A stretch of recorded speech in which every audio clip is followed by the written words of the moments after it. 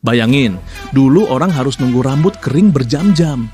Sampai akhirnya seorang penata rambut asal Prancis, Alexandre Ferdinand Godefroy, mengubah segalanya.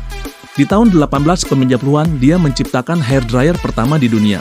Bukan kecil seperti sekarang, tapi mesin besar yang terhubung ke cerobong panas. Dari alat raksasa, jadi genggaman praktis. Penemuan ini jadi cikal bakal hair dryer modern yang sekarang kita pakai setiap hari.